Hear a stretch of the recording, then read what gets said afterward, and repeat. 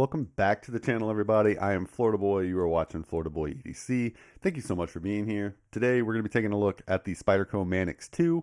This is the S110V, there we go, model. And thank you so much to LCap for sending this in. I super appreciate you, brother. He sent in this and the Marauder Mini. If you didn't watch that video, make sure you drop by and check it out. He also donated a really nice strop to the channel. Man, super appreciative. I really appreciate the support for the channel. Definitely couldn't do it without people like LCap and Dan and, you know, all the other guys who send stuff into the channel. So you are greatly appreciated. Well, without any further ado, let's get into it.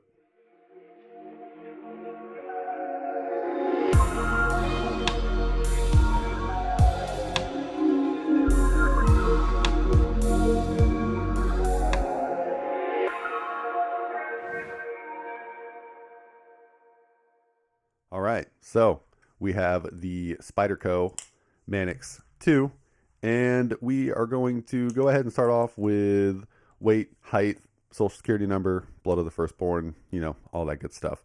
So this is coming in at 2.9 ounces, and we will go ahead and get my gigantic scale out of the way. It feels weird saying scale when I'm about to be talking about knife scales. Never really noticed that before. So this is coming in overall length right at like 8 inches. Your blade length is just shy of 3.5, and your cutting edge is right about 3 inches. So it's a good size knife. It's a full size knife for sure. We'll just do a couple of size comparisons. We'll go ahead and start off with the CJRB Pyrite. I really like doing size comparisons with that guy. And then we have the Rat Model 1. And then we will go ahead and do maybe a smaller size knife. This is the Civivi Mini Praxis. And we will do just a couple more, we'll do a couple full-size knives along with it. This is the PM2 Spyderco. That is the Warney edition. Warney. It's my favorite one. And then we have the Cold Steel 8010. This is a massive blade, but for all you Cold Steel boys out there that kind of want to know the size of this thing, there you go.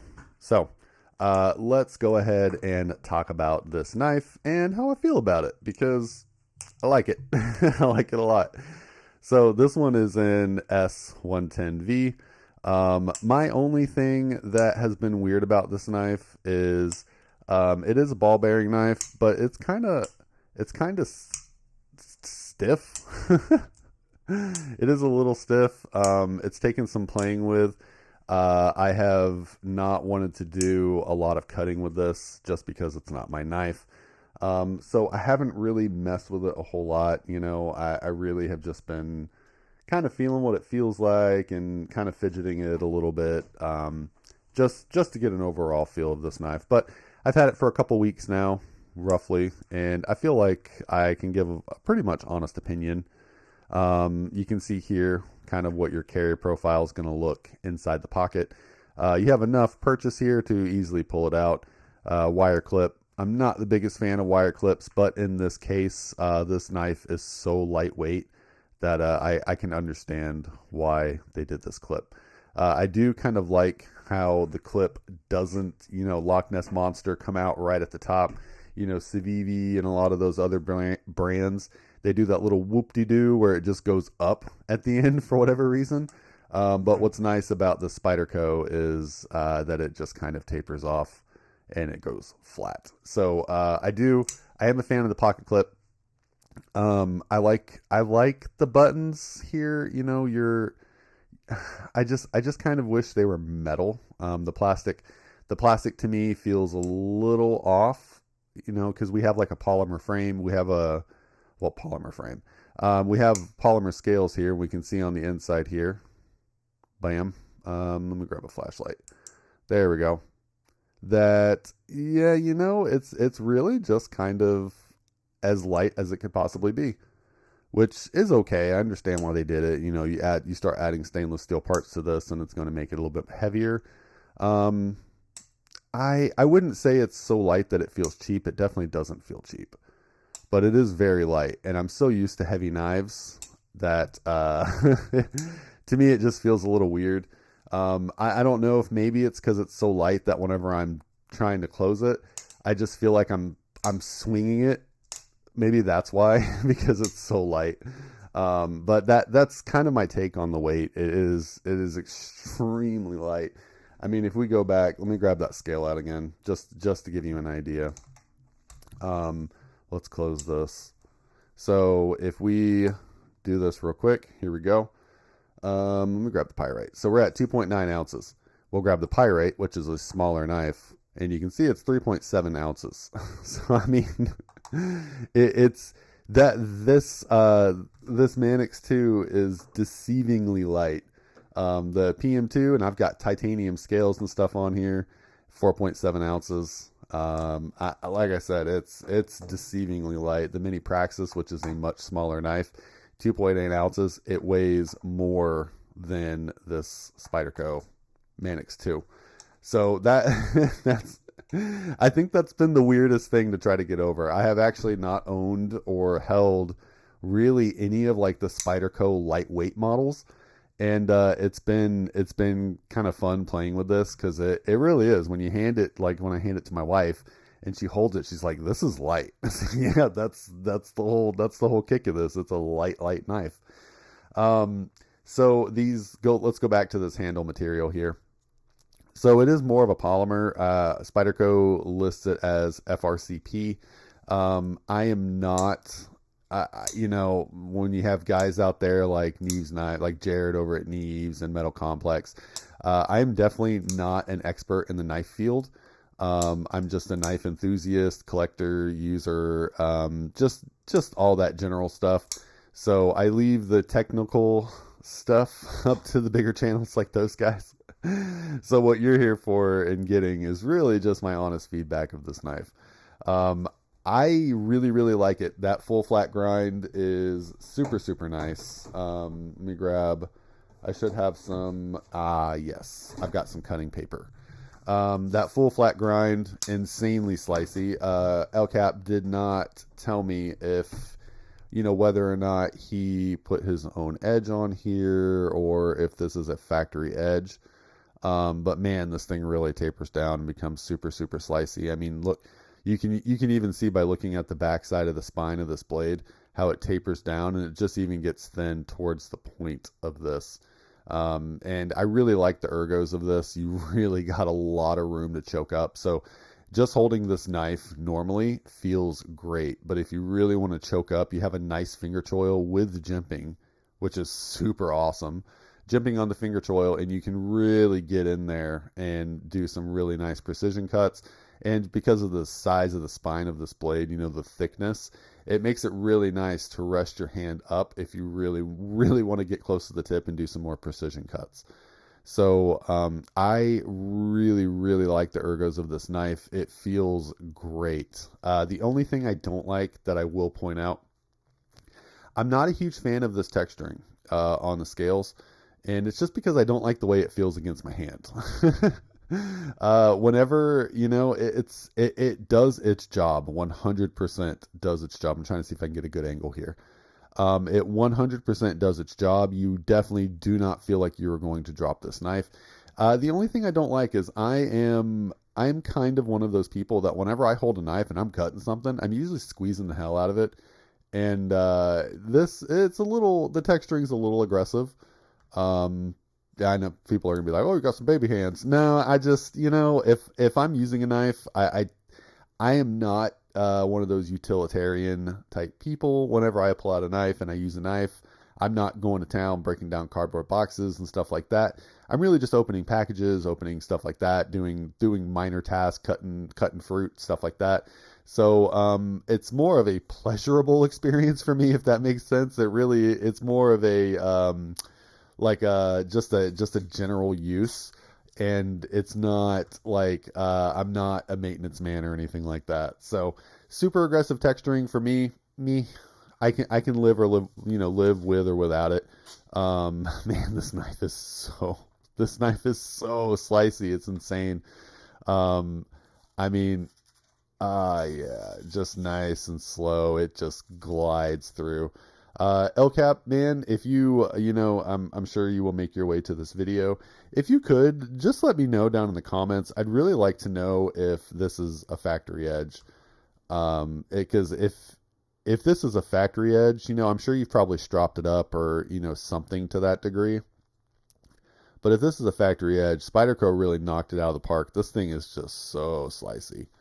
I mean, it is really, really nice just to cut with. I mean, look at these little curly cues I can get on here. I mean, just hair shaving sharp. This thing is insane.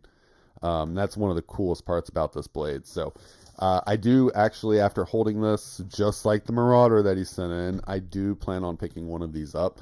So I just kind of want to know what to expect. I've been kind of looking through. I really have become a fan of the S110V. I really kind of like this steel. For my purposes and for the majority of people's purposes, what they're doing with knives, I mean, it probably really doesn't matter what your knife steel is. And I know I'm going to catch some hate for that, but, I kind of like almost everything about this knife. I've been looking at the different models. I would probably go with the G10 model, for me personally. This FRN-ish or whatever you want to call it, FRCP. I believe this model comes in right about $180-ish. And that's me just like browsing through the web and finding where they're in stock. And I think I pulled that price from Blade HQ. I was looking at some of the G10 models, which are just over like 200-ish. And that like 220, and those come with S110V. I feel like after handling this knife and really enjoying the edge that it has, I just kind of want to stick to everything that this one has and just go with a different handle. That's really where I think I'm going to land. Man, this has just been such a fun knife. I'm really glad that he sent this in because, like I said, I really didn't realize this was one of those knives that I needed. There we go. Get a nice look at it. I'm gonna wipe off this blade. It's still really, really tight. I'm trying to just do, yeah. It's still really tight though. I don't know what. There we go. We'll just grab out a cloth. I don't know if they're all like that. I really haven't watched a lot of videos on these, just because I wanted to keep my opinion, kind of unbiased. So I don't know if they're all kind of that way, but it runs on bearings, so you wouldn't think that it was as tight as it is. So I don't know. I haven't heard from LCap that I know of. I need to go back and see if he's commented or shot me an email. So I don't know if that's just his preference, but I mean, once you get used to it, having it that tight, it really isn't that bad. I'm just not used to it. So that may just be one of the things for this knife. That may just be what it is, because like with my PM2, I'm going to move this one out of the way because I don't want to accidentally crack it. So I'm just kind of used to like the compression lock. And like with my MSI, whenever I pull down that ram lock, it just kind of flings into place. Same thing with like button locks. So I really wasn't expecting the tension that this locking mechanism has. And I make sure to talk about that because it really was a surprise. It really wasn't something that I was, something that I was totally prepared for. So if you're looking at a Manix 2, that is something to note. So if I pull this button, you can see I'm completely down. When I pull this down, there you go. See, it barely moves. There's a lot of tension there. So I just wanted to make sure that people were aware of that. Circling back again before I end this little me enjoying the hell out of this knife. The Manix 2 is a great knife. Really, this is really an awesome knife. Man, thank you LCAT for sending this in for sure. Just spending my money for me. I really appreciate that. So I mean, there's really not much else to say. If you like American-made knives and you are a Spyderco fan and you're on the fence about the Manix 2, which I don't know why you would be. This knife has been out for a while. I'm probably so far behind the curve. I think it's totally worth it. Depending on your use, if you are going to be a heavy user, I think this model is going to be great with this handle texture. If you're going to be a general user like myself, you might want to look at the G10 models, because I think that's where I'm going to land, is the G10 model. So let's go ahead and wrap this up, because it's been 15 minutes and I pretty much covered most of this knife on my initial unboxing. And there's no need to like super drag it out. Most people only watch about like 8 or 9 minutes of my videos, so if you stuck around this far, then all of this was just for you. Getting a nice little shot of this. It almost looks like an integral, doesn't it? It's close.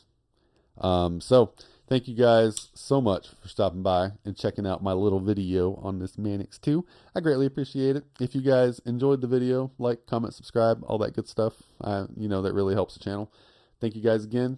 Catch you on the next one.